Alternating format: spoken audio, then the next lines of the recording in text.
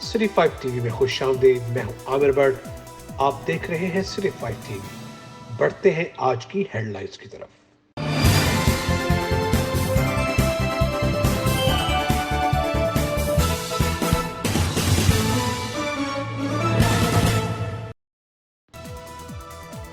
एक आम खबर से आगाह करते चले तांगनेवाला से, जहां पर थाना गढ़शाह पुलिस की कामयाब कार्रवाई।